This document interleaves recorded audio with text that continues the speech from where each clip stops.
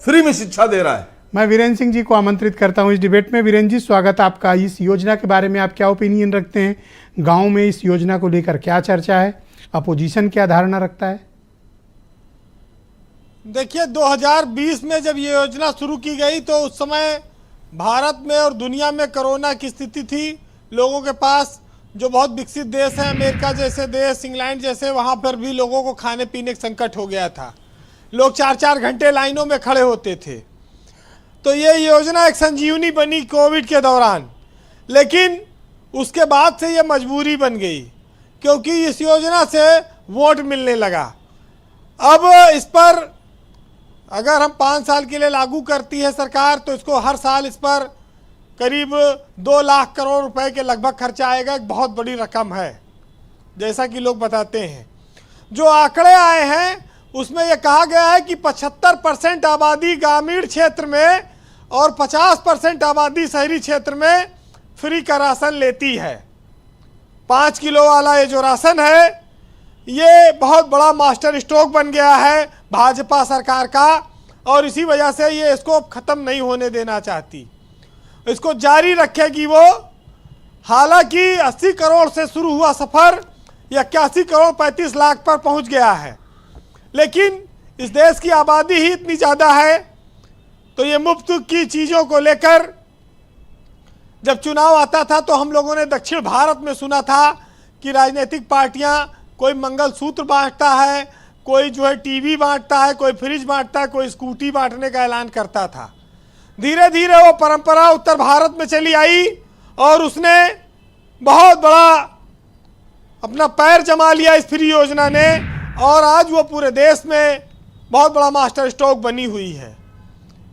ब्रजेश जी, भाजपा ये जरूर कहती है कि बाकी पार्टियां रेवड़ियां बांटती हैं और रेवड़ी बांट कर वोट लेना चाहती हैं, लेकिन अकेले भाजपा सरकार है जो विकास के नाम पर वोट मांगती है। ये तो नेता के कहने की बातें हैं, ये तो होता कहते हैं लोग, लेकिन तमाम सारे जानकारों ने, विपक्ष के लोगों ने कहा कि जो मुफ्त की आदत होती है, जो चीज़ें मुफ्त में मिलती हैं, उसकी अहमियत हम नहीं समझ पाते।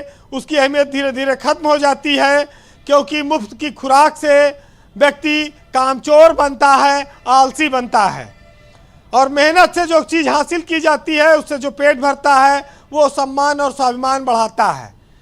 लेकिन इस देश में चुनाव में जब लोग थोड़े थोड़े प्रभाव में आकर दारू मुर्गा पे वोट दे देते हैं, तो कोई सरकार अगर 5 साल आपको राशन की व्यवस्था दे रही है तो उसको तो बहुत बड़ी संख्या में सपोर्ट मिलेगा।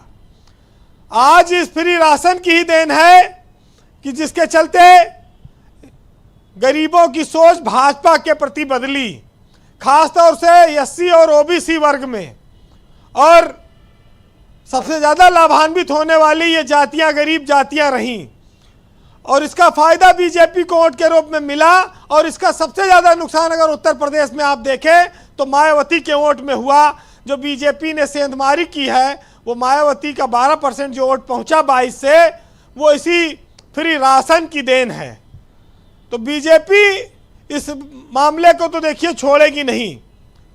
बीजेपी ने वो दौर भी देखा है कि जब टमाटर और प्याज पे इस देश की सरकारें बदली हैं महंगाई में, तो यह तो 5 किलो राशन बहुत बड़ी चीज़ है। ये तो सरकारें बनाती रहेंगी, सरकारें गिरने नहीं पाएंगी। तो ये बहुत महत्वपूर्ण चीज़ इसलिए हो गई ब्रजेश जी। तो अब जो लोग फ्री राशन को रेवड़ी कहते हैं, उसका नाम बदलकर फ्री राशन की रेवड़ी की जगह रसगुल्ला कर देना चाहिए, क्योंकि अब इसमें बहुत ज़्यादा रस है और बहुत ज़्यादा वोट भी मिलता है। वैसे एक चीज़ बहुत अच्छी आपने कही कि बीजेपी को ओम प्रकाश राजभर की चिंता करनी चाहिए। ये जो चिंता शब्द है, ये भाजपा का शब्द है। भाजपा में किसी से कुछ मांगता नहीं है कोई, बस कहता हमारी थोड़ी चिंता रख करिएगा।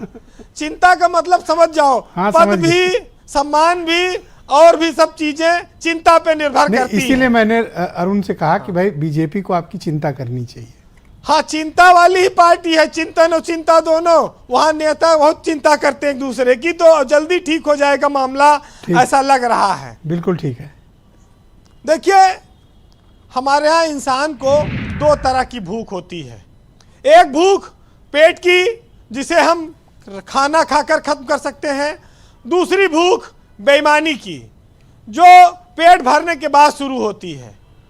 तो नैतिकता जी के उच्च मानदंडों की बात जब आती है, हम विकसित समाज में जरूर रहते हैं, लेकिन वहां पर यह फेल हो जाती है। ब्रजेश जी, हमारे यहाँ बड़े बड़े समारोह होते हैं, कार्यक्रम होते हैं, पार्टियों के, राजनीतिक दलों के, सरकारों का आयोजन, जिसमें भोजन का भी प्रबंध होता है, रैलियां होती हैं, बसें आती हैं, पैकेट खाने को मिलता है, तमाम सारी चीजें होती हैं। उस पर एक साहित्यकार ने लिखा है, सुनिएगा, कि खाना खिला सको अगर भूखे पेट को खिला देना, और समारोह रोज होते हैं यहाँ खाए हुओं को खिलाने के लिए। और एक खुददार मेरे शहर में फाकों से मर गया, राशन तो बट रहा था पर फोटू से डर गया। बहुत शुक्रिया वीरेंद्र जी, बड़ी ऊंची बात आपने की। बहुत बहुत धन्यवाद हमारे साथ जुड़ने के लिए और ग्राउंड जीरो से अपने